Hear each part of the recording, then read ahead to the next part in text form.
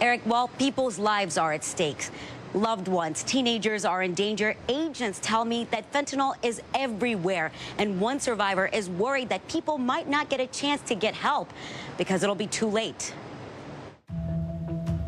October 22nd, 2016, the day Matt Dillon calls D-Day. As soon as I did the shot, lights out.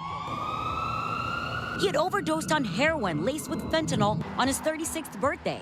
His friend rushed him to a Federal Way ER. When I got there, I was dead on arrival. It took 3 doses of Narcan to bring him back. When I woke up on that hospital bed, that was the first time in as long as I could remember that I woke up feeling grateful to be awake. And I knew at that moment that something had to change. That meant recovery for an opioid addiction that spiraled after losing a brother to an overdose and his mom to cancer. Since 2016, the state health department says in Washington, 1,162 people died from fentanyl overdoses last year, which is nearly a 10-fold increase. I say to Olympia, like, we have to do something here. We have to do more to help people.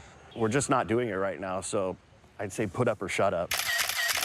Because time is ticking, from pills to powder and even other drugs. Law enforcement agents warn fentanyl is out of control. The DEA says Mexican drug cartels funneling the drugs to dealers are making it even more potent. 4 out of 10 times, you could die. Recently, Special Agent in Charge Frank Tarantino said the motivation is money. By lacing these pills with fentanyl, they're driving addiction, and they're creating a new customer base, and they're creating this need for more. Take a look at this recent loot the Thurston County Narcotics Task Force busted from a mid-level dealer who had fentanyl, heroin, meth, guns, and cash. I don't know how else to say it other than get out of the business now, because we're coming for you. In response, Thurston County Prosecutor John Thunheim says his office will be tough on drug traffickers. Those are the folks that are most dangerous to the community, and so our strategy there is aggressive prosecution. As for users committing crimes to support their habit, it's a treatment approach through diversion to reduce demand. He's on the county's opioid response task force, where law enforcement, public health, and groups are working to find new tactics, like making access to treatment easier without red tape and more resources to officers. What will it take to put a dent, really put a dent in this fentanyl fight? I have been involved in this business now for 3 decades, and I do believe that when we take these kind of focused approaches, we can make a difference. I absolutely believe that. The power is bringing everybody together. And nearly 6 years later, I know if I hadn't have found recovery, I would be dead. Matt has a second chance he fears others might not get. He has a fiance, graduated from Bellevue College's drug and alcohol counseling program. He's getting his degree next month. I do think that I'm supposed to be here for a reason, and I think that reason is to help other people find their way out. Yeah, guys, it all took place behind me here in the parking lot of the 7-Eleven. According to the Pierce County Sheriff's Department, there were 2 people in 2 separate cars that began arguing near the gas pumps over there until the guns were pulled out and bullets started flying. And the woman who was hit, all she was doing was just walking out of the store after doing some shopping. Reginald Edge doesn't waste any time getting gas in his car. Yeah, things are just really bad here. He's lived in Spanaway nearly 35 years and says this area is just not safe. Within a 4-mile radius, there's so much killing going on here. It's just unreal. But it's the reality for places like this 7-Eleven. Last night, it looked like this. After sheriff's deputies say a fight in the parking lot led to a shooting, and within that shooting, left 1 woman dead. They did strike our victim as well as another vehicle that was parked at the gas pumps.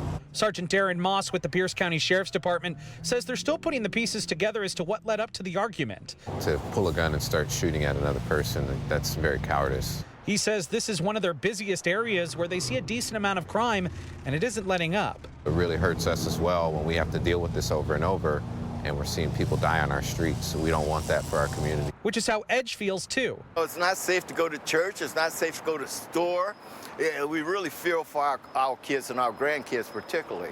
We spoke with several businesses around this area who feel the same way. One business owner didn't want to talk with us on camera, but was brought to tears just thinking about all the issues she has to deal with on a daily basis in and around their establishment. Both Moss and Edge want this to change, and Moss says that can start by finding out who's responsible for this shooting. Somebody needs to man up, somebody that was there, that knows who these people are, need to man up and come forward and help us bring them to justice. they want to see a detailed path forward, not only on cleaning up encampments, but also the services being provided to those who are homeless.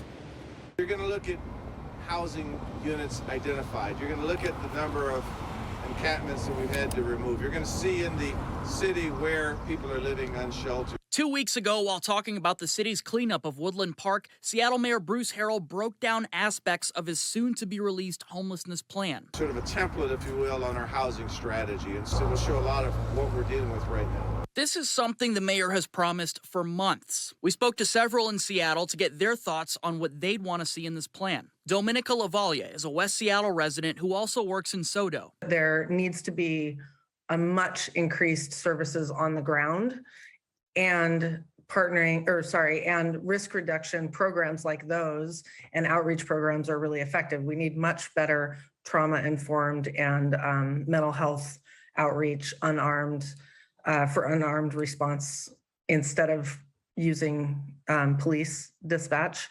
I've done this long enough to know that most of the time we don't seem to understand the problem, yet we throw money blindly at the problem. Kevin Dahlgren is with We Heart Seattle, an organization working to help those who are homeless. Kevin hopes that other organizations can be a part of this plan. Everyone has to work together because the fact is people are complex and everyone's different, and one approach doesn't work for everyone. And Tom Graff with the neighborhood organization Belltown United. We have to find a way to remove encampments that are in front of our businesses because the businesses can't function and the residents here cannot walk through encampments.